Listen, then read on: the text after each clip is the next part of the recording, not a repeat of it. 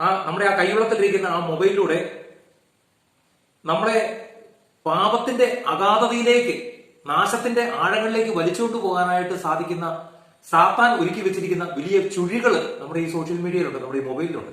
സുന്ദരിയായ അർദ്ധനഗ്നയായ ഒരു പെൺകുട്ടിയുടെ ഒരു വീഡിയോ കാണുമ്പോൾ നമ്മൾ എന്ത് ചെയ്യും? അതിലൊന്ന് തൊടും.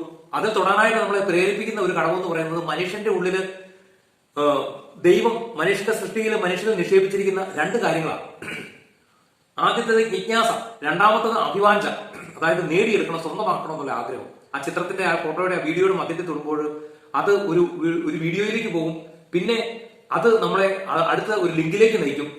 അതിൽ തൊടാൻ നമുക്ക് ഉള്ളിൽ ഒരു ആകാംക്ഷ ഉണ്ടാകും. നമ്മൾ പിന്നെ അതിൽ തൊടും. അങ്ങനെ തൊട്ട് പാപത്തിന്റെ കാഴ്ചകൾ നിന്റെ ഹൃദയത്തിൽ ഒരുക്കുന്ന ഒരു ചിലന്തി വലയുണ്ട്, ഒരു എട്ടുകാലി വലയുണ്ട്, അഴുക്കും പൊടിയും നിറഞ്ഞ ഒരു അവസ്ഥയുണ്ട്.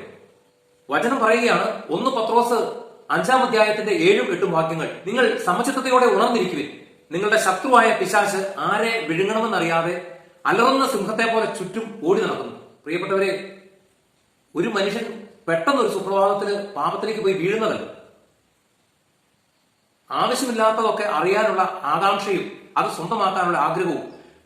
ഇന്ന് ചെറുപ്പക്കാരൊക്കെ ഇതുപോലുള്ള കെണികളിൽപ്പെട്ട് നിരവധി ബ്ലൂ ഫിലിം എല്ലാം കണ്ട് മനസ്സ് നിറയെ അശുദ്ധി കൊണ്ട് നിറച്ച് അവന്റെ ഹൃദയം മുഴുവൻ അത്തരത്തിലുള്ള അഴുക്ക് നിറഞ്ഞ് അത് അവന്റെ ജീവിതത്തിൽ ആ ഒരു പാപത്തിന്റെ സുഖം അനുഭവിക്കാനുള്ള ത്വര നിറഞ്ഞ് അത് ഒരു ആകാംക്ഷയായിട്ട് വളർന്നിട്ടാണ് ഇന്ന് സത്യം പറഞ്ഞു കഴിഞ്ഞാൽ കൊച്ചു കുട്ടികളെ പോലും പലരും ദുരുപയോഗം ചെയ്യുകയും പീഡിപ്പിക്കുകയും ഒക്കെ ചെയ്ത് പലപ്പോഴും അതുങ്ങളെ കൊന്നുകളയുന്ന അവസ്ഥയിലേക്ക് പോലും കാര്യങ്ങൾ എത്തിച്ചേരുന്നത്.